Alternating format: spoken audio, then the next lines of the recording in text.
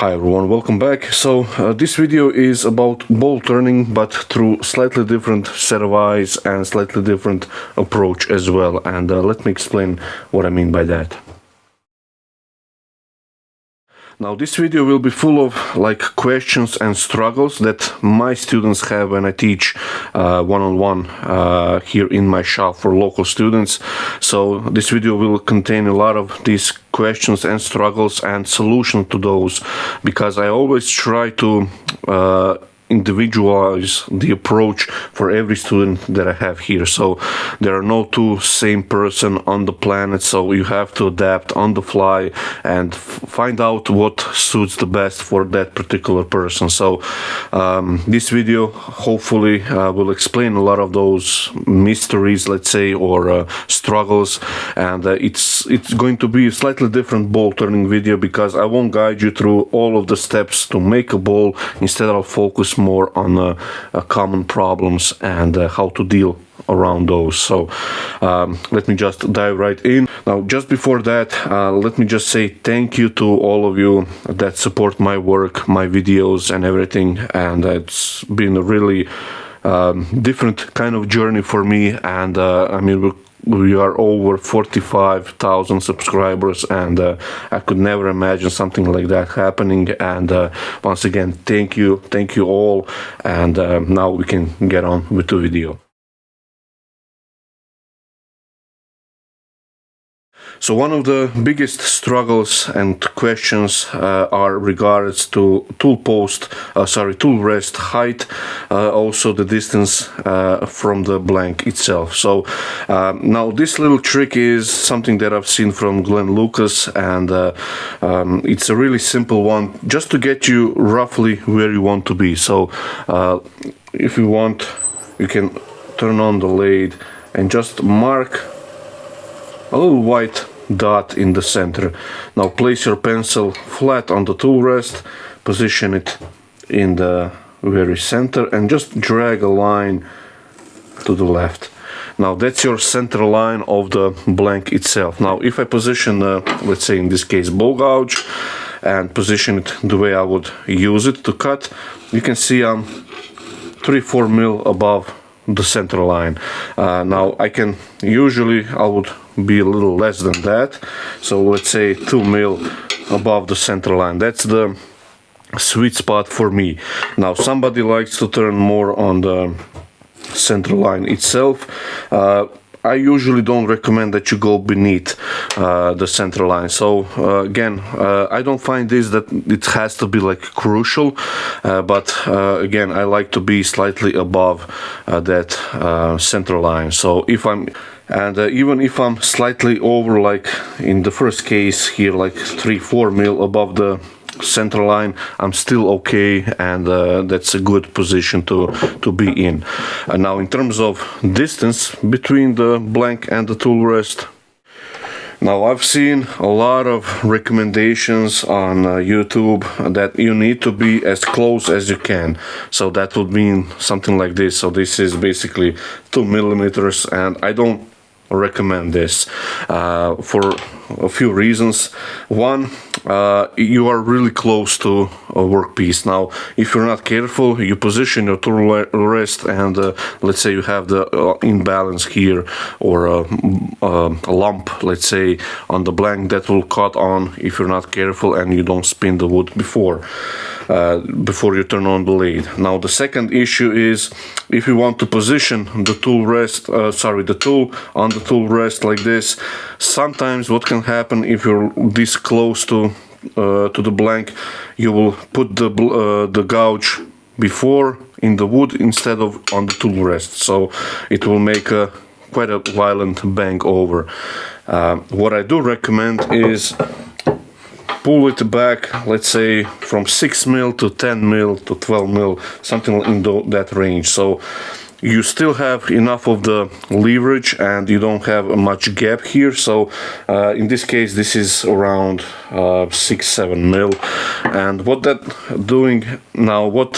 does is it gives me a little buffer zone so I can place the gouge safely on the tool rest, manipulate the way I want it to, so I can approach the timber, get ready and everything, and now you can proceed with the cutting instead of like having it basically on the timber, like a millimeter difference here, and now you don't have that buffer zone, especially with the smaller tool rest and stuff like that. So that's my recommendation.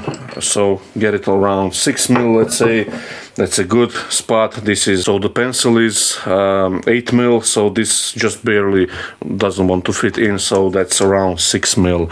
And it doesn't have to be exact, it can be slightly bigger. It just depends on how the blank is true or not, and if it was maybe cut with the chainsaw, then you'll have perhaps some of the valleys and dips, so just be aware of that.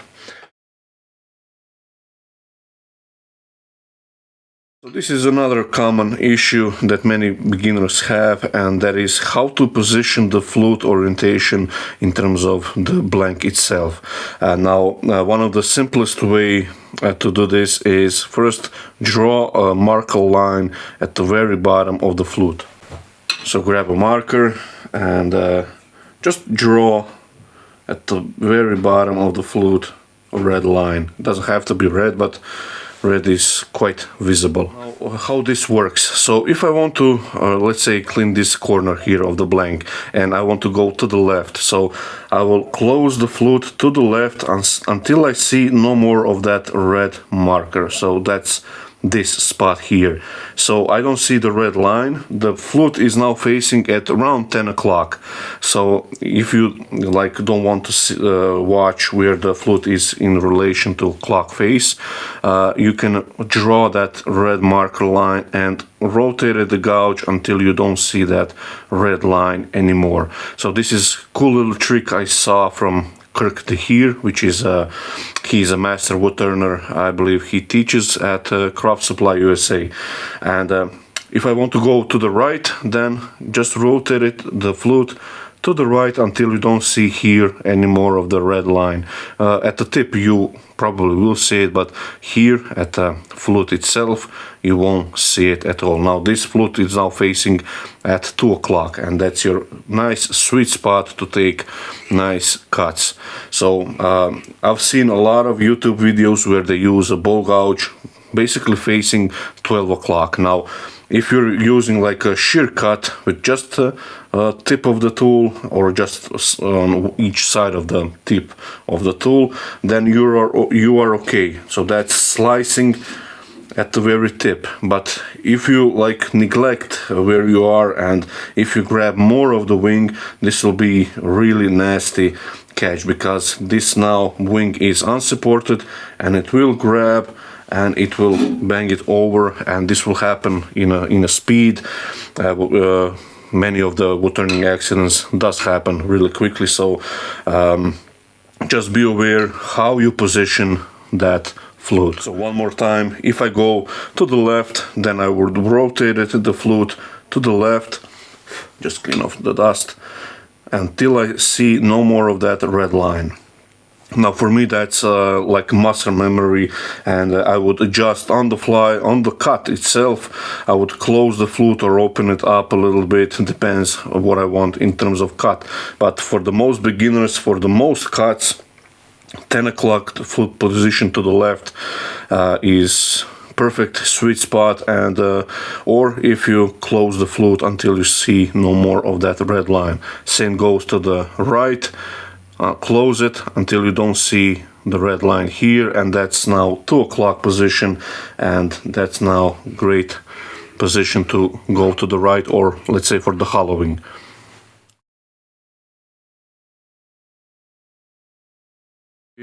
Now this one is as well, I mean, all of these questions are actually quite common. I get it quite a lot, so hopefully this one video will sort of deal with all those questions and I can refer you to this video. So A lot of questions are how I position the handle itself. So do I use the gouge flat or slightly down, or what's my position in terms of that? So for roughing out positions, usually what you want to do is have the handle lower down. So you can imagine my waist pocket here. The handle goes to it, so that's that position, and this is great for roughing out. If I want more of a shear cut, then I would drop the handle even further down, let's say between the knee and the hip. You aim for that spot on your leg, and that will give you a really nice shear angle at the gouge itself, at the wing here. And for a nice push cut, usually what you do, the handle is quite flattish or slightly down. It doesn't have to be all the way down. So you would use it, this is flat, this is down, so a little, maybe degree or two down, or you can use it flat even. It doesn't matter all that much. So that's position for the push cut. So one more time, if you're roughing out using the wing without the bevel support itself, or the bevel at the tip at least, what I like to do is dropping the handle down, so the handle is sitting in my waist pocket, so somewhere around there, let's say, and that's a good spot to have a nice shear roughing cuts and nice quick cuts as well. So that's for the roughing cuts. For the now for the nice shear cut using the wing, let's say, you want to have the more of a acute angle or more of a shear angle than with the roughing cut, so we would drop the handle even down. So now it's, like I said, between the knee and the waist position, and that will give you a nice shear angle, and you would close the flute itself a little bit further, and that will give you a nice shear cut. And for the push cut, I like to have, like I said, handle more on a flat position, and then you can move around to whatever shape you would like.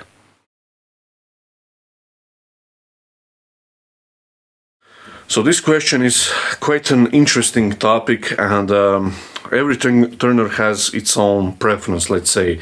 You have somebody like Jimmy Clues that likes to turn on a faster pace. Then you have maybe somebody who is turning on more of a like a 500 RPM and that kind of range really slowly.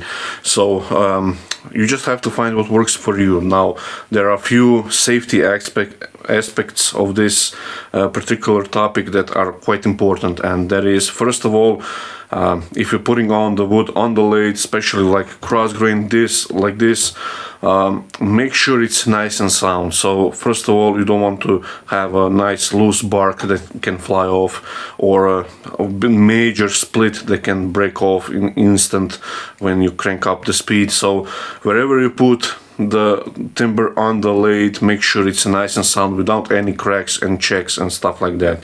I really cannot stress enough how much is important to have a nice solid piece of timber, because even if it has cracks or anything like that, you have to be good at judging what those cracks are. Are there like a terminal one, or just like a cosmetic tiny cracks, or you have like structural cracks? So just have to be aware of that, and I think that many of the beginners don't have that kind of judgment in them yet, and it's better to stay away from that kind of timber. So speed, it's not only determined by the size of the blank here and the weight, it's also determined by the density of the grain that you have and imbalance. So this bark here is in balance, because this side has the nice solid chunk, but this has missing corner here. So if you think about it, the most further point from the spindle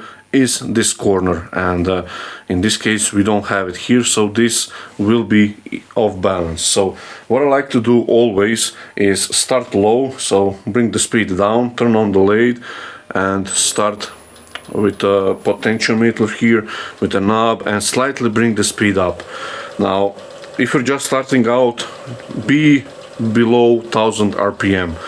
that's a good spot to be. And usually if the ball comes off, it will hit the ground, it won't be airborne, so that's something to consider as well.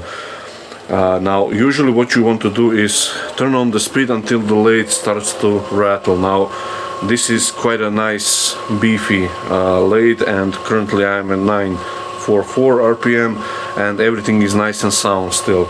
But in this case, if it starts to rattle or shake, bring the speed down until the vibration stops, and that's your safe position or safe speed to remove all the imbalance at the timber, and that will actually connect nicely to next section of the question, which is truing up the blank, and I'll explain that in a few seconds.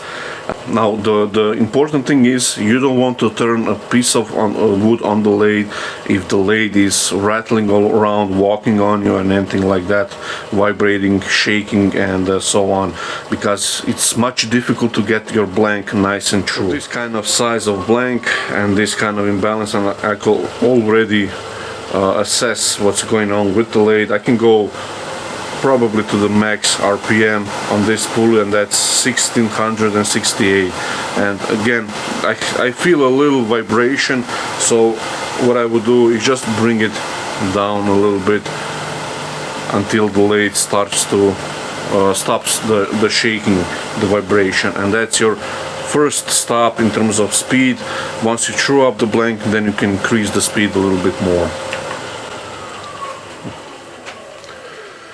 But I would always advise you to do this, especially if you're putting on bigger blanks. And with bigger blanks, of course, you have to use a little bit of common sense as well, which one turner said that there is no more common sense, which I really like. But in this case, you really have to use a little bit of common sense, because if you put on a really big blank, then you can't expect to turn it at 2000 RPM.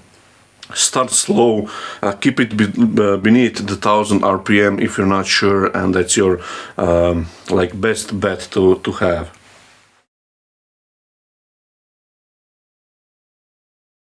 So the previous question about the speed also ties in with this question about truing up the blank.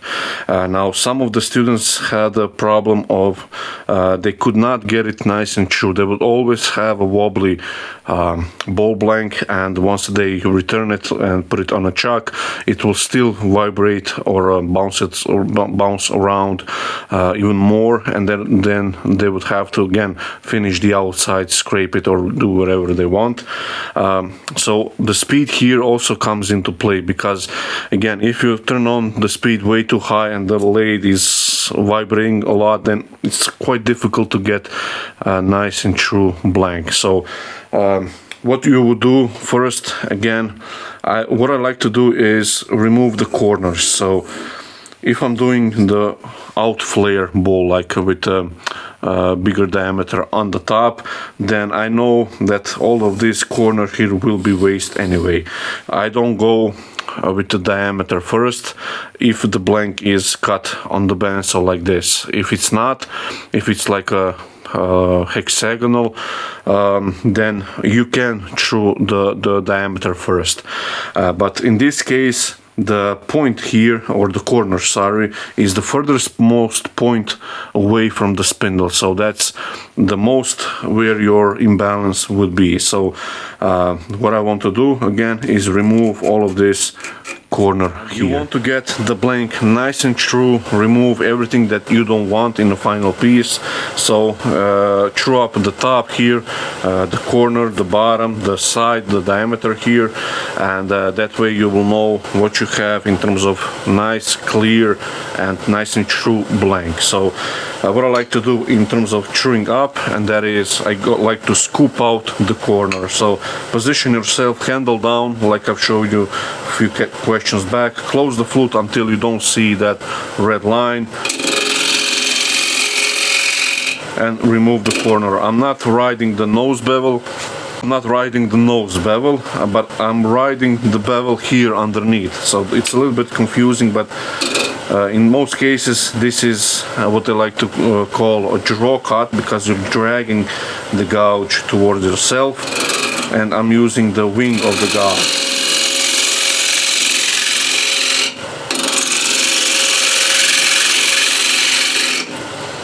And this is bone dry piece of ash, really nice hard stuff.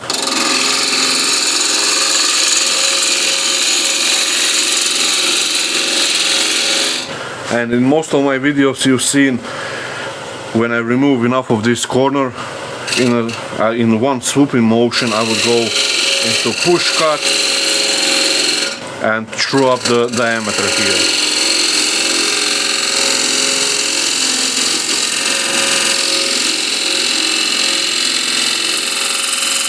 And you don't want to race through the top, because that will splinter and break away the end grain here on the top where your rim will be. So you can go from the top like this and just make it nice and true. And now for the top itself here, I like to close the flute to maybe 2:30, almost 3 o'clock. Bring the handle a little bit more like levelish. And just pushing with my thumb.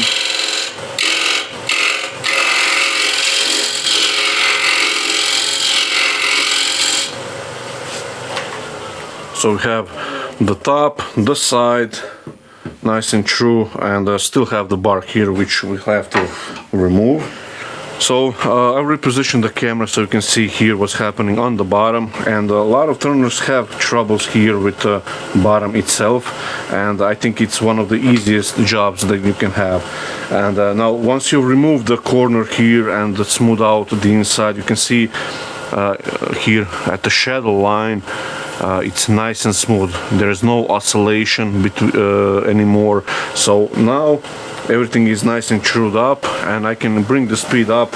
For this size of blank, 1600 RPM is good enough, at least for me. Now if you don't feel safe turning at this speed, then please stay down at lower than 1000 RPM. You don't have to turn this fast. So what I like to do in terms of truing up the bottom, if it's slight out of true like this, then I can use just left of the point of the gouge,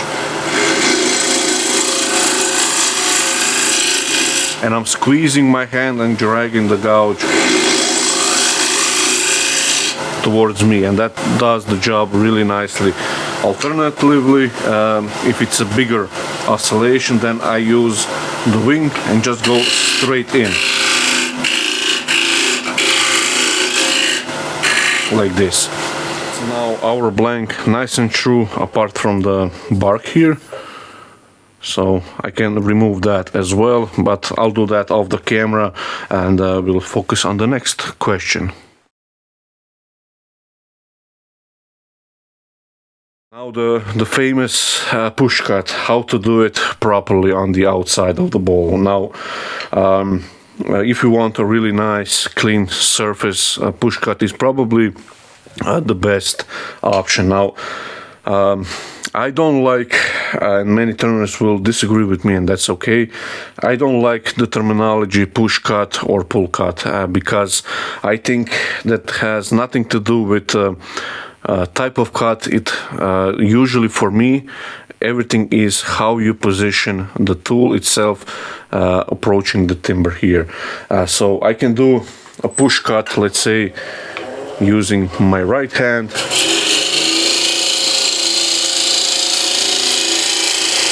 like this. I'm not riding the nose bevel, the surface isn't great, so push cut in this case didn't do much good. I can do pull cut, and that is pulling the gouge towards me, again with the same results. And for me, like saying nice shear cut makes more sense, let's say, because I'm approaching the timber in a specific way, so I'm slicing the grain instead of scraping the grain. So if I position the gouge like this, you'll see a little bit different type of cut, and the surface behind it is a little bit different, versus if I position it for the nice shear cut, and you see again a little bit different shaving. So for me at least, that's my opinion. Again, I know some of it will disagree, and that's okay. I like more of this approach of how you actually present the tool.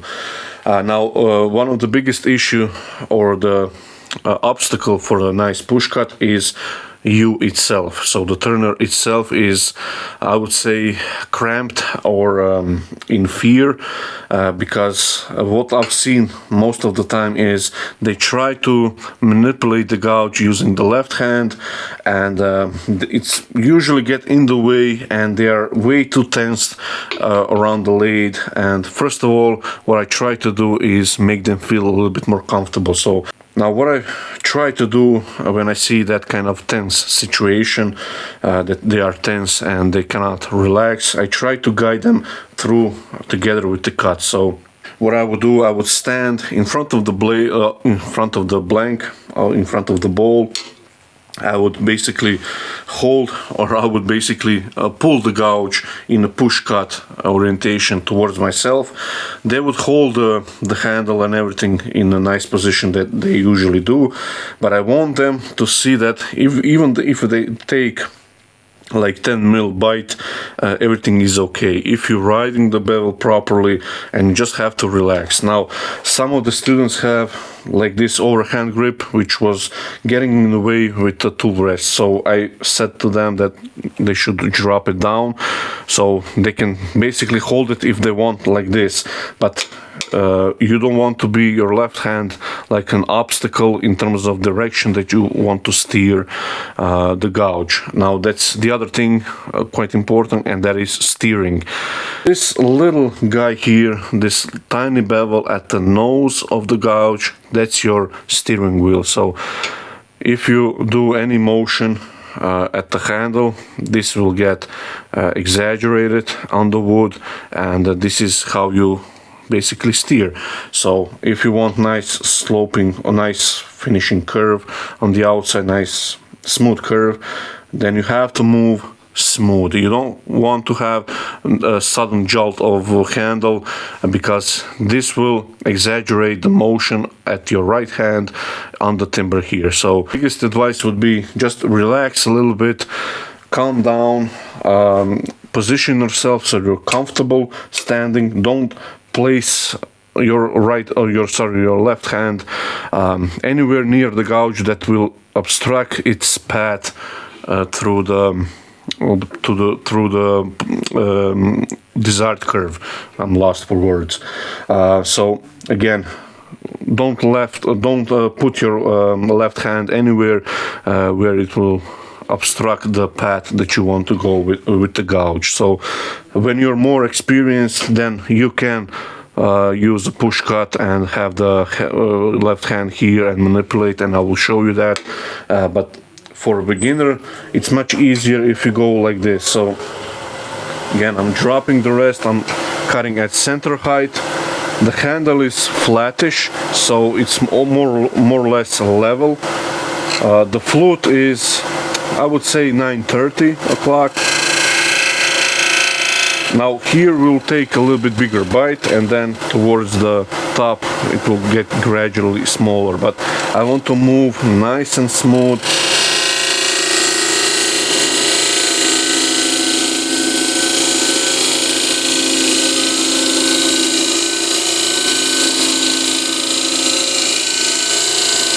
Now a little hiccup here.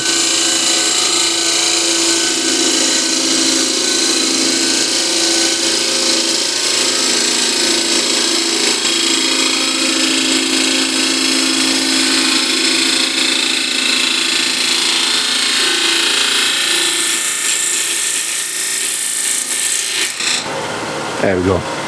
So that's nice smooth line with a little hiccups, but those will usually send out quite quickly. Or you can go one more time with a nice lighter cut.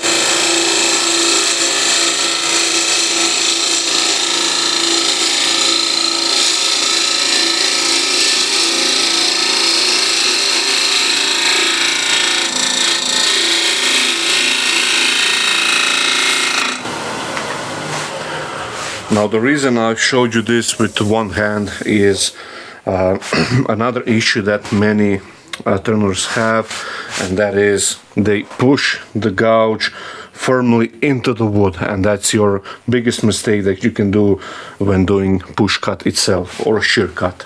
Now this ash is really dusty.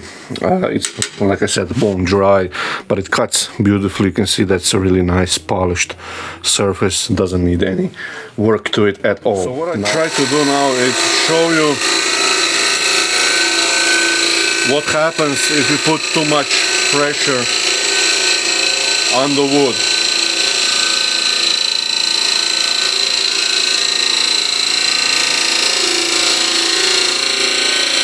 So here everything is nice and clean, really dusty. And you'll see with one hand only, this is pristine surface, doesn't get any better than this. And actually I can drop it a little bit down so you can see it a little bit better. Hopefully you can see it. That's a really pristine surface here with one hand basically. And again, you don't want to do that. I'm not telling that you should turn with one hand, but it's a good point to make that you don't want to push too much into the wood. Trying to do with this cut is I want to exaggerate how much, if you put the pressure in, what will happen. So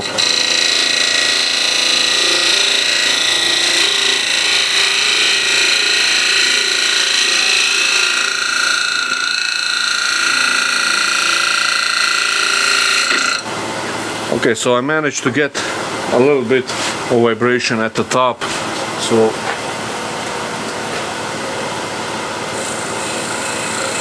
try to prove a point.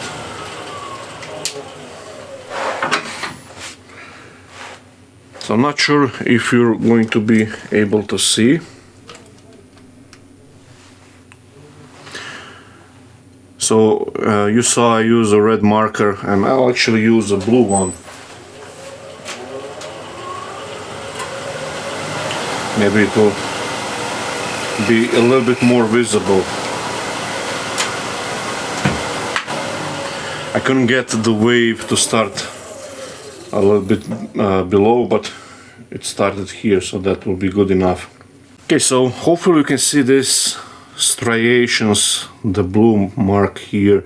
Not sure, because this is just the beginning of the wave. If the blank was maybe a few more inches taller, then this will get worse and worse and worse and worse, to a point where it will be really obvious, these waves, and it happens to everybody. So to avoid that, you have to be neutral, like I said, with the gouge.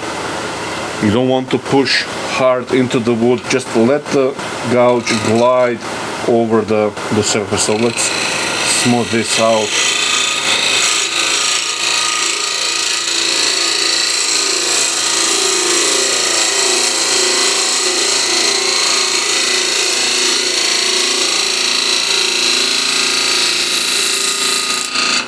Nice and easy through the top. And that's pretty good surface, ready for basically for sanding. So what I have here is another struggle that many beginner turners have, and that is they still cannot decide which one is better, or which can or how to actually migrate from mortise or a recess to tenon or a foot. Now my opinion on this is we all done like a recess like this at the beginning. Soon after a few balls I realized that first of all you have a much bigger chance of blowing through, make a funnel, if you use a recess. Other thing is, on most occasions you cannot have enough or a nice pleasant curve on the inside that sort of corresponds, let's say, for the curve on the outside. Now what I mean by that is usually now you can slightly go deeper here and then make it more flat curve at the bottom. but that usually doesn't feel very good in your hands. You want nice swooping curve, much like with the hose. If you bend the hose, it's, you know, nice flowing curve. There's no harsh lines or like sudden turns, for the lack of better words. Usually what I see is, and I'll show you this again, I've done this as well, just a flat recess. It's much better if you actually try to disguise this, so making a few beads maybe here, leaving you just enough of flat spot here for the jaws, or even you can just make a little V groove here, and that will already disguise the eye from a recess, like a big ugly hole. And now in terms of a tenon here or a foot, now you can make a sacrificial foot here or a tenon. Later you can remove it and you can shape the outside pretty much the way you want. So this is a little reverse curve and then a swooping curve, and this is a nice flat bottom. But the most important thing for me at least is I can get a nice, it doesn't have to be even inside, but what I like to have just a maybe slightly thicker rim and then thin it down here at the middle point, and then nice even thickness here at the bottom. But you can go deeper with the foot like this than with the mortise. And now to show you this, these are one of the few, actually this one is one of my first bowl, and this is slightly later one. This one has tenon here. Now this I just experimented, so it doesn't have the, I didn't clean the foot here, and you can see here the brand that I was using years ago, not using anymore. So this, although it's a slightly smaller bowl than this one, in terms of diameter at least, and in terms of height, it's, I'm not sure if you're going to be able to see, so almost like 8 mil difference in terms of height. This one feels better.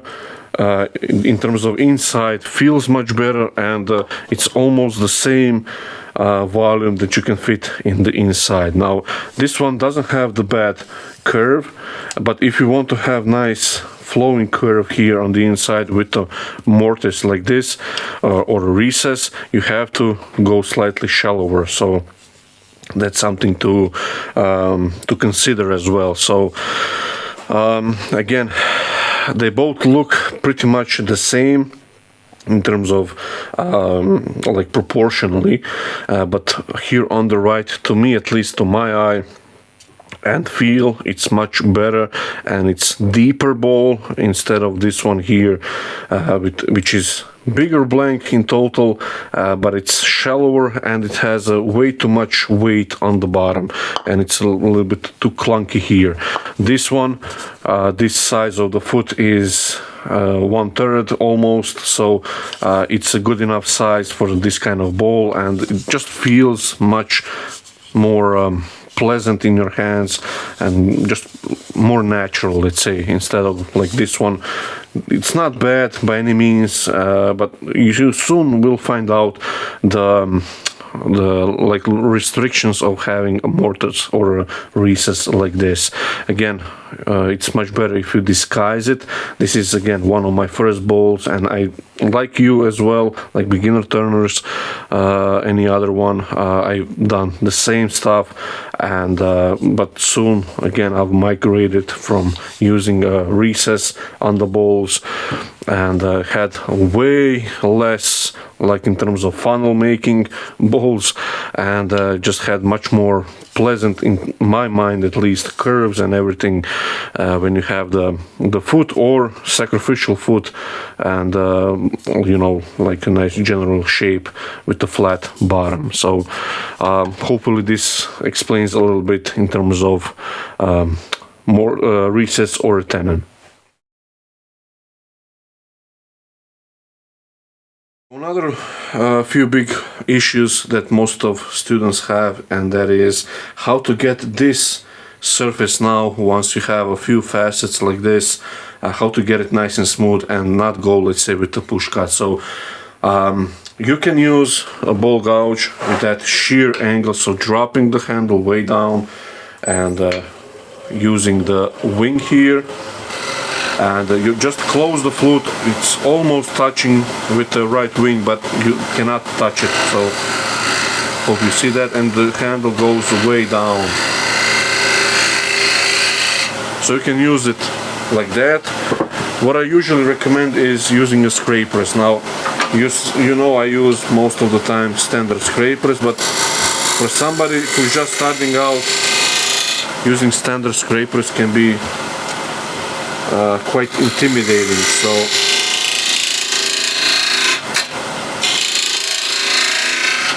what I would suggest is grabbing sort of a negative rake scraper. As you can see, that's a nice pass with the scraper, and that's pretty decent surface. This is just flat, and ash is quite good at for scraping. But what I have here, if I use a negative rake scraper, this is the one I like to show them, and this is a Steve Jones, let's say, combination of angles. Now his family over 100 years are using scraper like this, so that's a lot of history behind this kind of negative rake scraper design, and it's not something that's, you know, like new or anything like that. So maybe it was called a little bit differently, but it's pretty much the same tool. So what I like to, or how to use it, so the top bevel is around 15 degrees, and the bottom one on mine is around 50 degrees. So you can use it flat, and you can, of course, you have a little bit of leeway because of that top bevel, so you don't have to have the raised handle like with the standard scraper. And this, you'll see, works really nice. But with the downside of a negative rake scrapers is the burr doesn't last all that long, but it will give you the same surface as a standard scraper. So you can tilt it up on its side as well, like a standard scraper.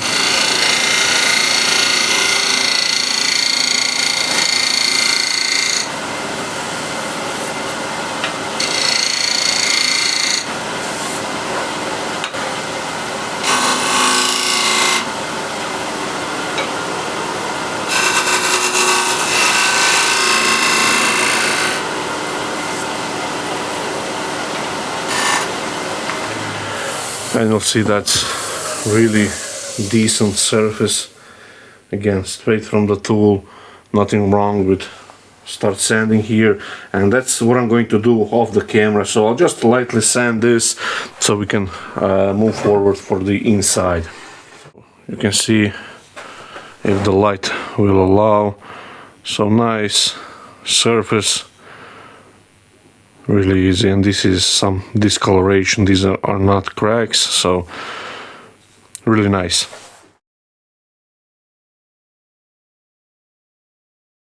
So the chucks that I like to use are Wickmark Australia, the best chucks out there by far, and just awesome to use. These are shark jaws, I believe 45 mil diameter, outside diameter when they are fully closed. Now a lot of questions also were, how much do I tighten the chuck? And you don't have to tighten this extremely a lot. So what I like to do when I grab a bigger diameter, so if I go like this for a tenon that will go straight, like finished straight out of the chuck, then I don't mind where the chuck is. But if it's open, if I'm digging in with the 8 corners, then I like to align the slot up and down with the grain up and down like this.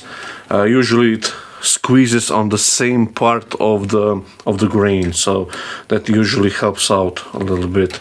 And in terms of pressure, I don't tighten this extremely a lot, so and tighten it up. You feel the resistance from the chuck, and you don't have to use both hands to, you know, crank it.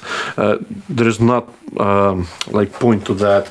You don't have to use a lot of force, but you have to grip it, and this is something that I cannot express in words how much force I'm using, but it's a nice tight grip, and I don't bother with you know, like on both sides tighten it up. One side is good enough, and this is now rock solid, and we can hollow it out, and the ball is running nice and true on the outside, so we don't have to touch the outside anymore.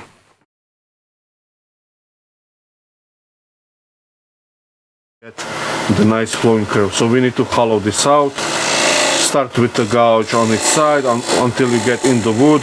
Open it up to 2 o'clock, or until you don't see any more of that red line, and proceed forward. So for the inside, it's always push cut, let's say, or a shear cut.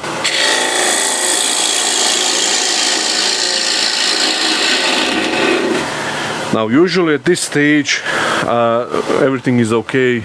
Most of the students will be okay. But once they have to turn, what usually happens is, again, the left hand is obstacle.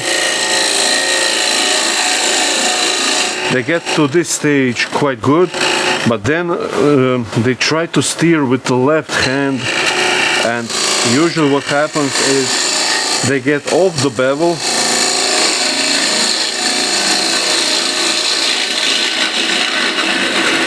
They get sort of a curve, but you can see it's quite ridgy, bouncy and everything. It's cut cleanly because you're cutting with the shear portion of the nose. So it's cut cleanly, but you don't ride the bevel, so it's not nice and smooth. So you have a lot of ridges here. So this is probably the biggest issue that many beginners have, and you just have to realize that this tiny little bevel here at the nose, that's your, again, steering wheel.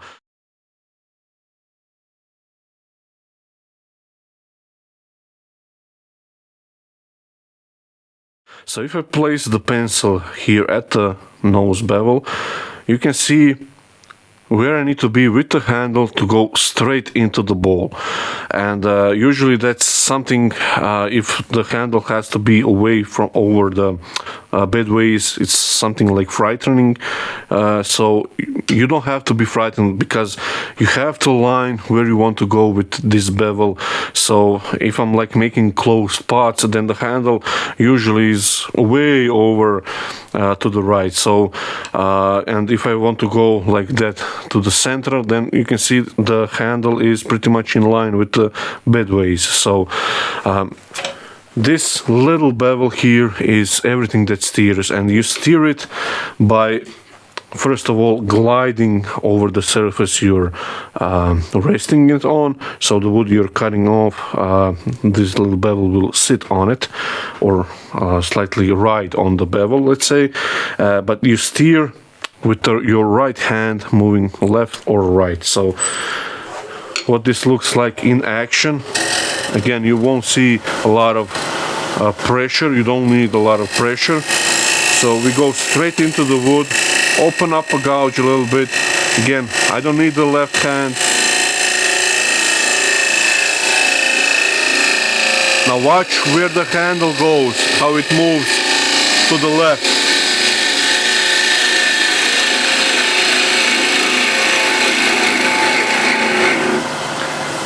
And that's now nice, smooth curve on the inside. Hopefully the camera will pick it up. There we go. So no bumps, nice and clean. That's the best surface you can get on the inside using a nose of the gouge, so shear cut. And you can see that's a perfect smooth surface. So again, just to show you how much the handle has to move, again, I'll start the cut, open the gouge. Now watch, from this position I'll probably end up somewhere around here.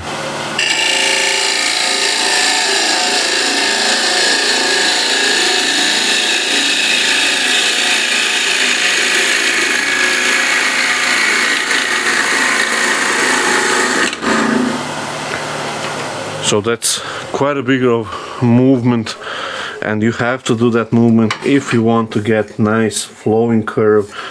So in this case this is straight in, but you can go slightly at an angle, or you can undercut. If you want to undercut the rim, then the handle will be way further to the right and then all the way to here. So that's a really big movement. You can see here a lot of movement if you want to get this right.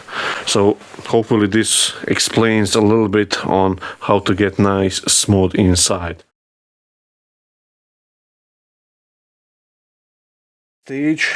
This is another issue that many turners have, and that is you have here slightly thicker where my thumb is. Here is basically perfect thickness, maybe slightly thinner, but this last pass that somebody wants to do to get a nice perfect shape or thickness as well is where you get vibration marks and so on. So you first of all, what you want to do for the last pass is sharpen the gouge. So I'll do that first. Is nicely sharpened. Try to focus this, and now for the last pass, especially on the smaller bowls like this, what also helps out is removing the heel. That will leave less marks here on the bowl itself, like evenly spaced marks. If you ever saw those are from length of the bevel. So for the last pass here, nice and steady, easy, sorry, not easy, slowly. So go slowly, you don't have to rush it, especially for the last pass. The last pass, the last cut, that matters. So that cut, all of the previous cuts that I've done here are just roughing cuts. I don't care about the leftover surface, although it was quite good. And this one is actually quite good, but I can, for the last pass, I don't want to take any chances and have like a little pulled out grain or anything like that. So sharpen your gouge for the last pass and get a nice smooth curve. So again, going nice and slowly, you don't want to introduce that vibration. So I like to support the back of the bowl with my fingers, and I'll reduce the thickness.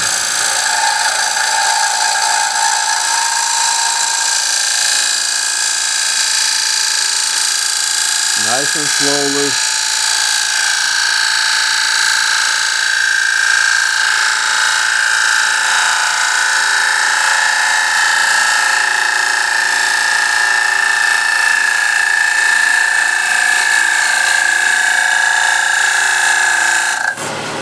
I'll stop here.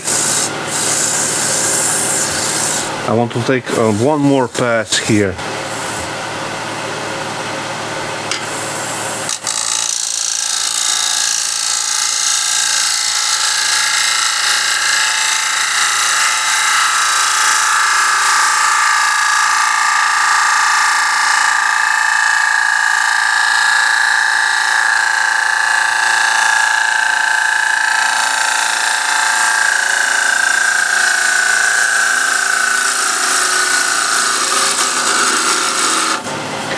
Okay, so this bevel angle is, I can get it away going all the way to the bottom, but I like using scrapers for the bottom, and you can see that's really nice, a nice flowing curve as well.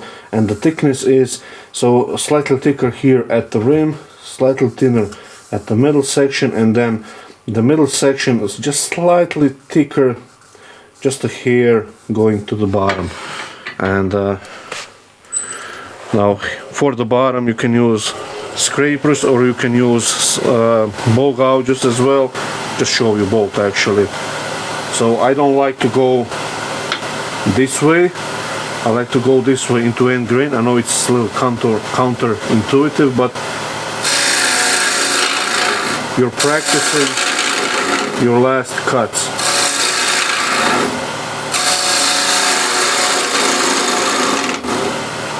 Now the rest is slightly higher. Now here, what can happen? The bowl slightly started to move. So I need to cut through that vibration. slowly. There we go. So I don't want to ride on that oscillation. I want to cut through it.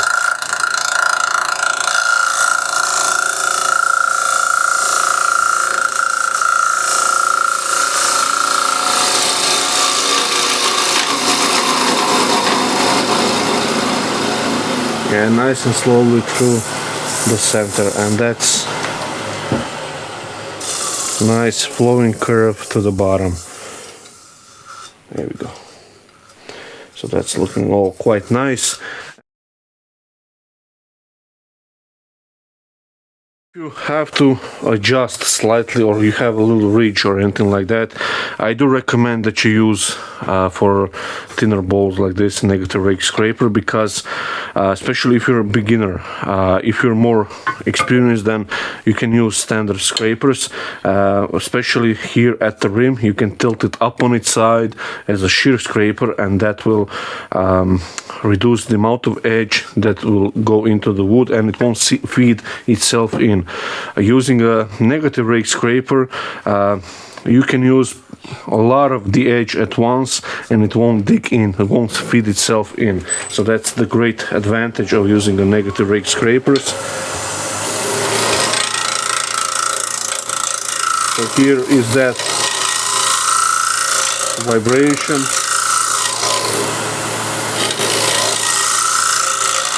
So I'll cut through that.